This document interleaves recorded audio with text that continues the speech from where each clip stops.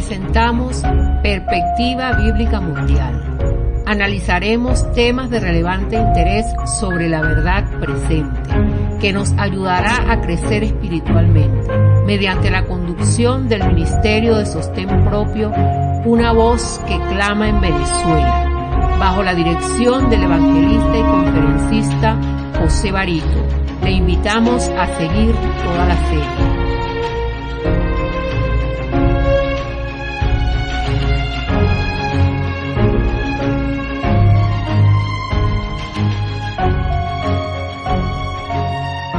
Hola, ¿qué tal? Me da mucho gusto estar nuevamente con ustedes y saludarles.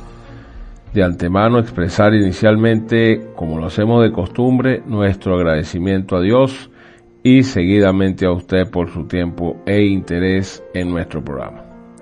En esta oportunidad nuestro objetivo viene enfocado con dar a conocer el tema que lleva por título ¿Cuándo inicia la crisis final? Muy bien. Quisiera comenzar el análisis de nuestro estudio con el siguiente texto bíblico. Ese texto lo encontramos en el libro de Daniel, capítulo 12, versículo 1. Dice así, abro comillas. Y en aquel tiempo se levantará Miguel. Miguel, recuerden que es Jesucristo, el gran príncipe que está por los hijos de tu pueblo. Y será tiempo de angustia, cual nunca fue desde que hubo gente hasta entonces. Mas en aquel tiempo será libertado tu pueblo, todos los que se hallaren escritos en el libro. Cierro comillas. Muy bien. Este es el texto que nos dice, pues, que vendrá un tiempo que está por venir, pues, lo tenemos cerca, cuando nuestro Señor Jesucristo se levante de su trono, que es el gran príncipe que está por su pueblo, los que guardan su mandamiento, y será tiempo de angustia, dice aquí, cual nunca fue desde que hubo gente hasta entonces, porque será la última oportunidad que queda sobre esta tierra. Ok, pues según este texto podemos entonces entrar definitivamente en materia. Miren, cuando termine el mensaje del tercer ángel, contenido por supuesto ya en el libro de Apocalipsis capítulo 14 del 9 al 11, que es el último mensaje sobre esta humanidad, la misericordia divina no intercederá más por los habitantes culpables de esta tierra. El pueblo de Dios habrá cumplido su obra, habrá recibido la lluvia tardía, que es el refrigerio de la presencia del Señor, y estará preparado para la hora de prueba que le espera, como lo acabamos de reseñar en el texto anterior. El mundo será sometido a la prueba final, y todos los que han resultado fieles a los preceptos divinos, es decir, los mandamientos del Señor, recibirán el sello del Dios vivo. Para ese momento será cuando nuestro Señor Jesucristo culmine su intercesión en el santuario celestial. Ese es el juicio investigador que se está librando en los actuales momentos. Levantará sus manos y con gran voz dirá, abro comillas, consumado es, como igual lo pronunció en los últimos momentos cuando estuvo colgado en la cruz del Calvario. Y será en ese momento cuando determinará lo que está contenido en el libro de Apocalipsis, allá a la altura del capítulo 22, versículo 11. Dice lo siguiente, abro comillas, el que es injusto, sea injusto aún, y el que es sucio, sea sucio aún, y el que es justo, sea justo aún, y el que es santo, sea aún santo. Cierro comillas. Pues, esa será la última frase que va a pronunciar nuestro Señor una vez que termine el juicio investigador y quede ya determinada la suerte de este planeta. Para ese momento, cada caso habrá sido fallado para vida o para muerte, porque Cristo nuestro Señor ha hecho propiciación por su pueblo y ha borrado sus pecados. Será completado el número de sus súbditos, y el reino y el señorío y la majestad de los reinos debajo de todo el cielo, como está escrito, serán dados a los herederos de la salvación. Y Jesús nuestro Señor reinará como Rey de Reyes y Señor de Señores. ¿Cuántos dicen amén? Yo digo amén. Ahora, nos surgen dos preguntas. ¿Cuál es la hora de la prueba? La otra pregunta, ¿en qué consiste esta prueba? Pues el libro de Apocalipsis, capítulo 13, versículo 14, dice lo siguiente, abro comillas.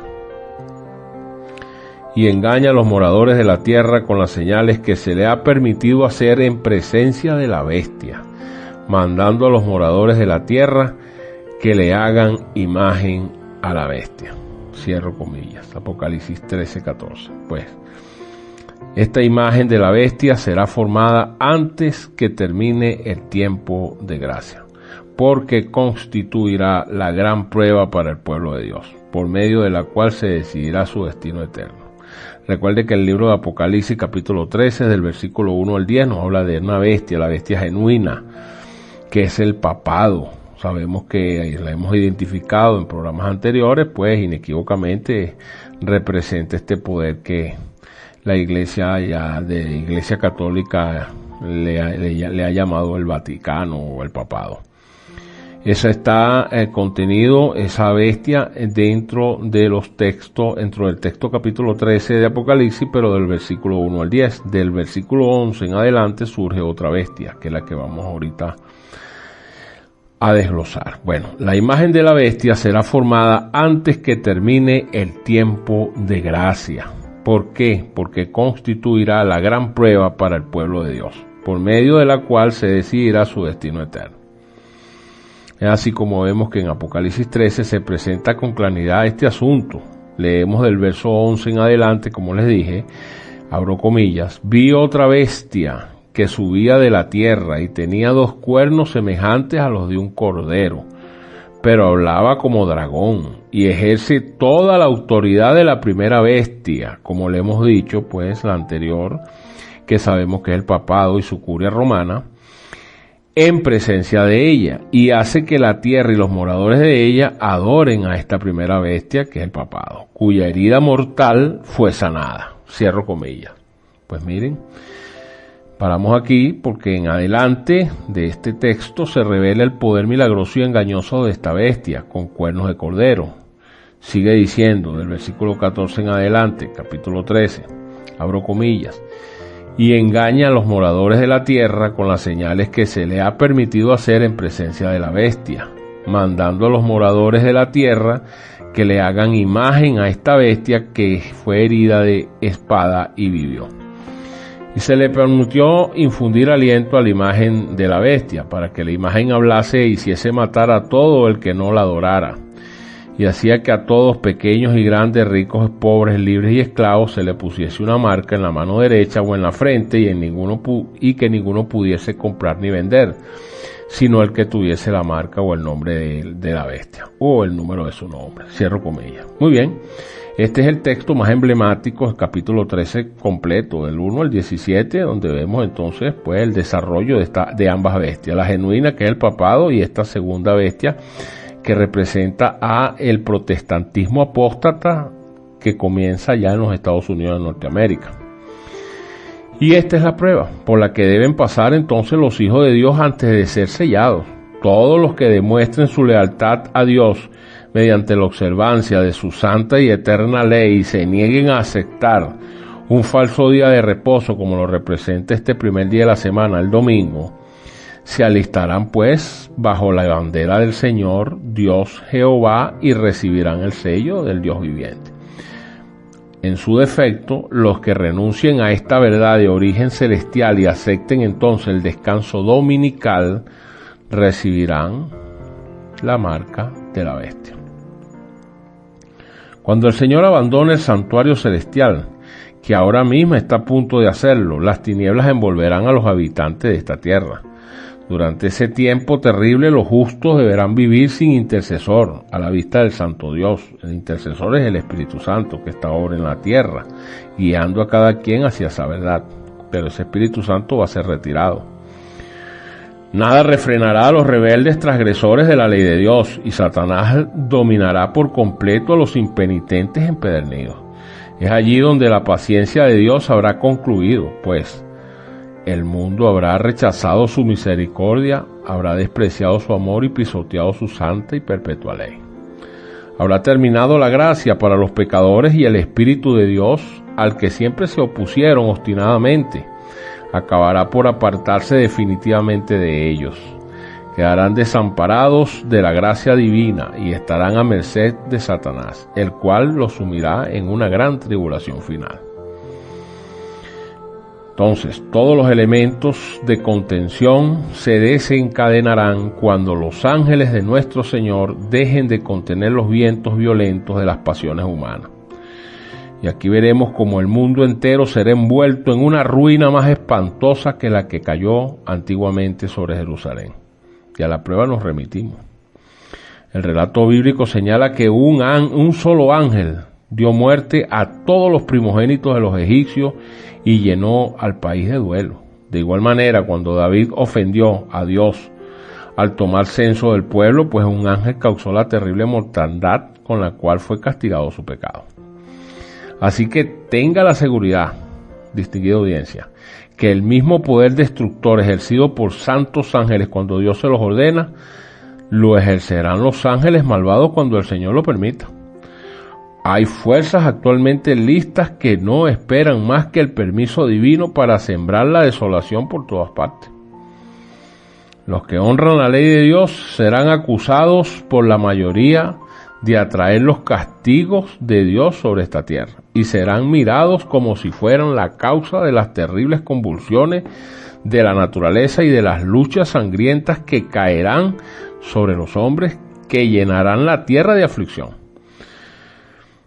El poder que acompañe la última amonestación enfurecerá a los rebeldes violadores de la ley de Dios. La ira de estos se ensañará contra todos los que hayan recibido el mensaje y han decidido mantenerse fieles a la voluntad de Dios. Y Satanás, por supuesto, finalmente despertará el espíritu de odio y de persecución en un grado de intensidad aún mayor. Cuando la presencia de Dios se retiró de la nación judía, tanto los sacerdotes como el pueblo lo ignoraron. Aunque bajo el dominio de Satanás y arrastrado por las pasiones más bajas y malignas, creían ser todavía el pueblo escogido de Dios, pues no fue así. Los servicios del templo seguían su curso, se ofrecían sacrificios en los altares profanados y cada día se invocaba la bendición divina sobre un pueblo culpable de la sangre del Hijo amado de Dios y que trataba de matar a sus ministros y sus apóstoles. Pues así también, cuando la decisión irrevocable del santuario haya sido pronunciada y el destino del mundo haya sido determinado para siempre, los habitantes de esta tierra no lo sabrán. Las formas y costumbres corruptas de la falsa religión seguirán en vigor entre las muchedumbres, de en medio de las cuales el Espíritu de Dios se habrá retirado finalmente. Y aquí entonces cuando el celo satánico con el cual el príncipe del mal ha de inspirar para que cumplan sus crudos designios y crueles designios, se asemejará al celo por Dios. El caso es que el día sábado llegará a ser el punto especial de controversia entre la cristiandad y las autoridades religiosas y civiles que se unirán para imponer la observancia del domingo. Es aquí cuando la negativa persistente por parte de una pequeña minoría de ceder a la exigencia popular en guardar un día de reposo espurio, como lo representa este primer día de la semana, domingo, la convertirá en objeto de execración universal. Se demandará con insistencia que no se tolere a los pocos que se oponen a una institución de la Iglesia y a una ley del Estado, pues vale más que esos pocos sufran y no que naciones enteras sean precipitadas a la confusión y la anarquía. Ustedes deben de recordar que este mismo fue el argumento presentado contra Cristo nuestro Señor hace 2000 años por los príncipes del pueblo, según lo que dice Juan capítulo 11 versículo 50, cuando dijeron: nos conviene, dijo el astuto Caifás, que un hombre muera por el pueblo, que era nuestro Señor Jesucristo, y no que toda la nación se pierda. Y este argumento parecerá concluyente y finalmente se expedirá contra todos los que santifiquen el sábado, pues como un decreto que los declare merecedores de las penas más severas y autorice al pueblo para que pasado cierto tiempo sean exterminados. El catolicismo romano en el viejo mundo y el protestantismo apóstata en la América del Norte, Estados Unidos, actuarán de la misma manera contra los que honren todos los preceptos divinos y guarden los mandamientos. El pueblo de Dios se verá entonces sumido en las escenas de aflicción y angustia descritas por el profeta y llamadas el tiempo de angustia de Jacob. Dice la Biblia en Jeremías, en el profeta Jeremías, capítulo 30, versículo del 5 al 7, dice lo siguiente, abro comillas, porque así ha dicho Jehová, hemos oído voz de temblor, espanto y no paz, se han tornado pálidos todos los rostros. Ah, cuán grande es aquel día, tanto que no hay otro semejante a él, tiempo de angustia para Jacob, mas de ella será librado. Cierro comillas. Muy bien, el apóstol Juan, estando también en visión, oyó una gran voz que exclamaba en el cielo que decía lo siguiente, abro comillas, ay de los moradores de la tierra y del mar, porque el diablo ha descendido a ustedes, teniendo gran ira, sabiendo que tiene poco tiempo. Cierro comillas, Apocalipsis 12:12. Apreciada audiencia, espantosas son las escenas que provocaron esta exclamación de la voz celestial. La ira de Satanás crece a medida que se va acercando el fin, y su obra de engaño y de destrucción culminará durante el tiempo de angustia. Sí, Señor. Sabemos que este ser innombrable obrará milagros para confundir a los escogidos. Aparecerán en el cielo signos pavorosos de carácter sobrenatural. Eso lo sabemos por profecía bíblica. En prueba del poder milagroso de los demonios. Dice el libro de Apocalipsis que los espíritus de los demonios irán en busca de los reyes de la tierra y por todo el mundo para aprisionar a los hombres con engaños e inducirlos a que se unan al innombrable en su última lucha contra el gobierno de Dios. Mediante estos agentes, los líderes políticos, como sus súbditos, serán engañados. Surgirán entes que reclamarán los títulos y el culto que pertenece a nuestro Señor del mundo. Así será. Harán curaciones milagrosas y asegurarán haber recibido del cielo revelaciones contrarias al testimonio de la Sagrada Escritura. Por eso es que cuando usted no conoce la Sagrada Escritura, usted va a ser engañado. Usted tiene que conocer lo que dice la Sagrada Escritura, porque si no usted va a caer en este vil engaño que viene, ¿sabe? Y eso ya está ocurriendo con los espiritistas, con los evangélicos carismáticos y con las usurpaciones que ejerce el obispo de Roma cuando se otorga prerrogativas y títulos que solo le pertenecen a Dios. Títulos como el de Santo Padre, como el de Vicario Filii Dei, como el de Papa, que significa Padre, como el de Sumo Pontífice, que ese es el título de nuestro Señor Jesucristo. No, negativo. Si usted conoce la Biblia, usted no puede entonces congraciarse con esta apostasía.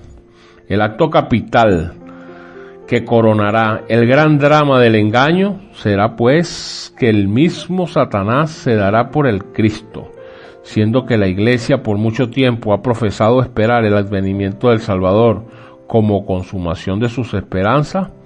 Pues bien, el mismísimo innombrable simulará que Cristo habrá venido, y en varias partes de esta tierra el innombrable se manifestará a los hombres como ser majestuoso de un brillo deslumbrador parecido a la descripción que del Hijo del Dios de las alturas da el apóstol Juan en Apocalipsis, allá en el capítulo 1 del 13 al 15. Ahí están exactamente las características, la descripción de nuestro Señor Jesucristo. Y Él va a simular estas mismas características. La gloria que le va a rodear superará al innombrable, cuantos hayan visto los ojos de los mortales. El grito de triunfo repercutirá por los aires. Cristo ha venido, Cristo ha venido. Eso es lo que va a pasar cuando vean este ser innombrable hacerse pasar por Jesucristo. Y esto es por no conocer la Escritura.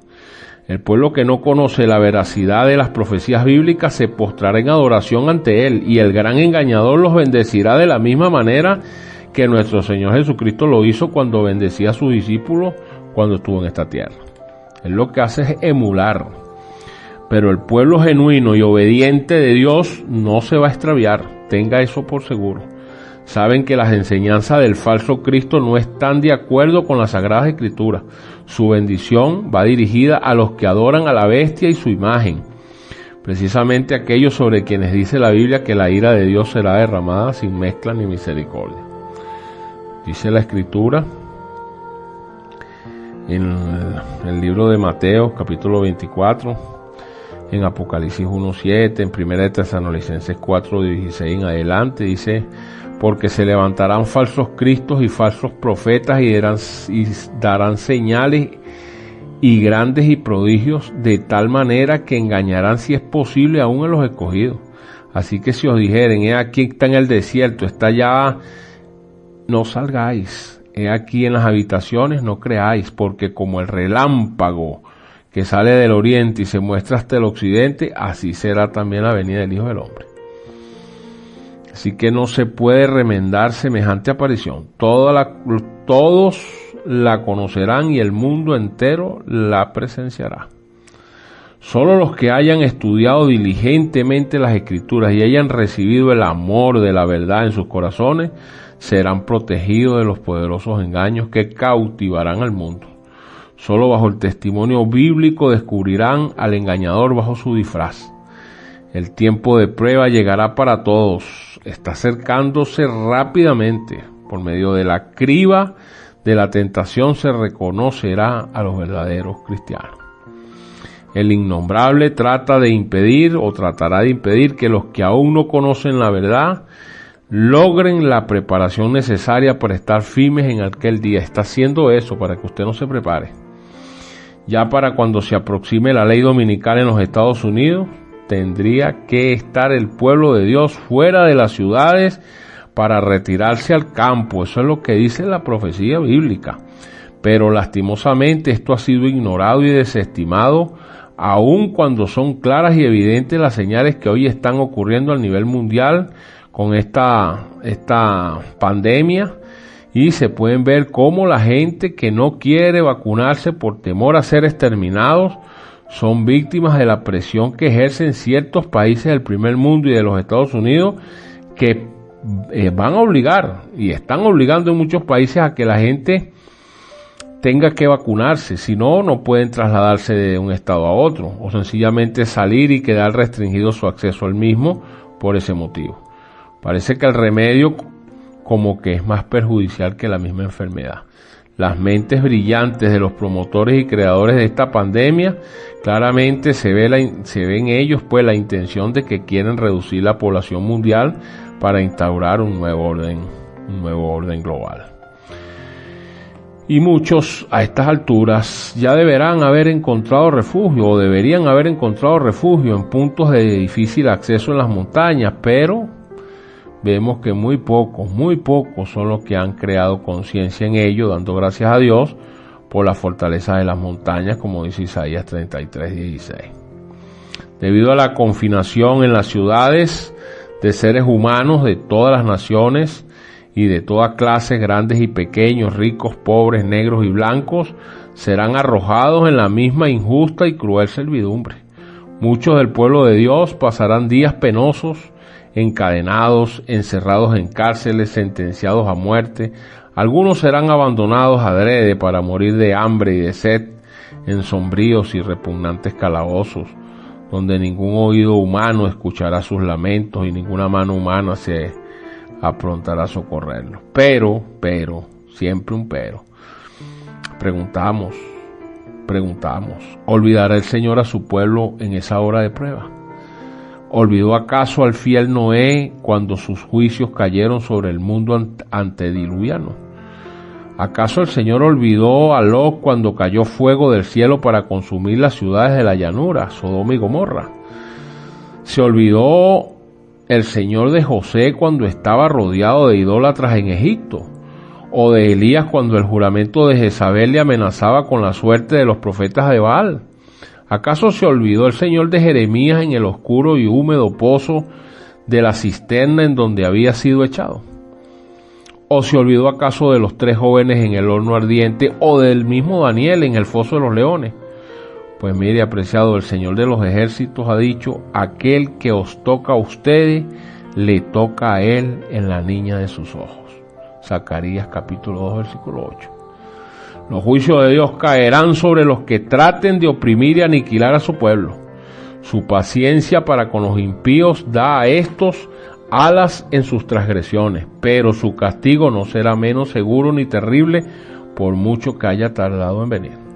Dice la Escritura en Isaías capítulo 28, versículo 21, Jehová se levantará como en el monte Perazín, y se indignará como en el valle de Gabaón, para hacer su obra extraña, y para ejecutar su acto extraño. Cierro comillas. Miren, para nuestro Dios misericordioso la tarea de castigar resulta ser extraña. A eso es lo que se refiere el texto, una obra extraña. Es la de castigar. Pues dice el Señor, vivo yo, dice el Señor Jehová, que no quiero la muerte del impío, dice él. Ezequiel 33:11. ¿Por qué? Porque el Señor es compasivo y clemente, es lento en iras y grande en misericordia y en fidelidad. Dice que perdona la iniquidad y la transgresión y el pecado. Sin embargo, también dice la Escritura que visita la iniquidad de los padres sobre los hijos y sobre los hijos de los hijos hasta la tercera y hasta la cuarta generación de los que lo aborrecen. Jehová es lento en iras y grande en poder, y de ningún modo tendrán por inocente al rebelde. Todo eso usted lo puede comprobar en Éxodo capítulo 34, versículo del 6 al 7, y en el libro de Nahum, capítulo 1, versículo 3. Y termino con esto, apreciado. Podemos, pues, concluir que el Señor vindicará con terribles manifestaciones la dignidad de su santa ley pisoteada. Puede juzgarse de cuán severa ha de ser la retribución que espera a los culpables por la repugnancia que tiene el Señor para hacer justicia. La nación a la que soporta desde hace tanto tiempo y a la que no destruirá hasta que no haya llenado la medida de sus iniquidades, según el cálculo de Dios, pues beberá finalmente de la copa de su ira sin mezcla de misericordia. Así que, apreciada audiencia, le recomiendo que ponga sus cuentas claras ahora, en este momento, con el Señor.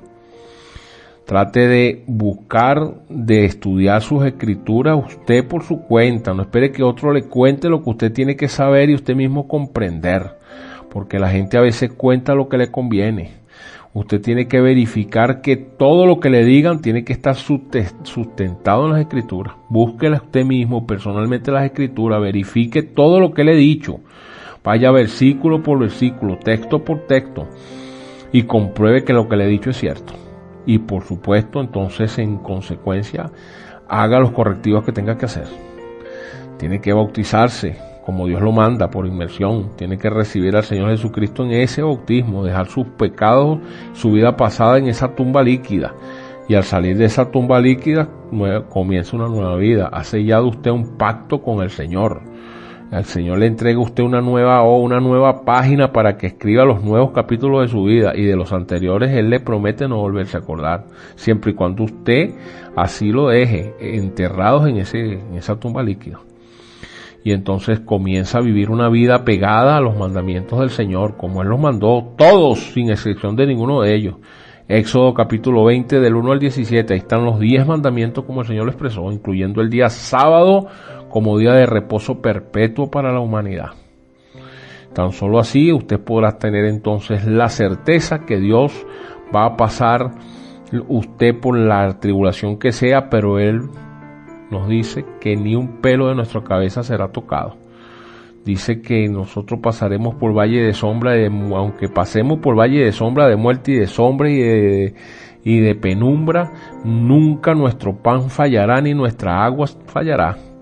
Y caerán 1000 a nuestro lado y 10,000 a nuestra diestra, pero a nosotros no llegará.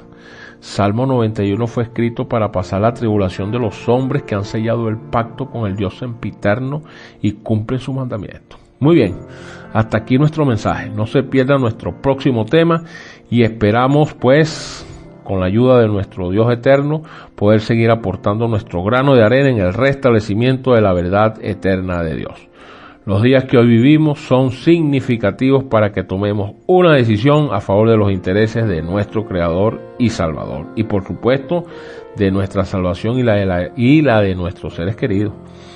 Así que entréguele su vida definitivamente a Cristo nuestro Señor y siga su voluntad hasta el fin, viviendo libre de toda maldición.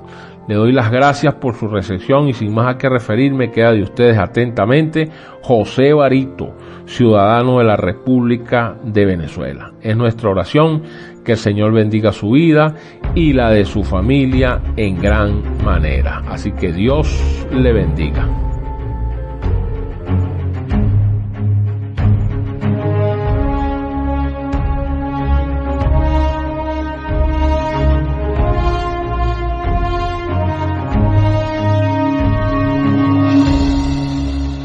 Termina el tema de hoy. Si desea recibir notas y bosquejos, ingrese en nuestro portal web perspectivabiblicamundial.blogspot.com y solicítelo a través de nuestro correo electrónico. Este programa fue una contribución más del ministerio Una Voz que Clama en Venezuela.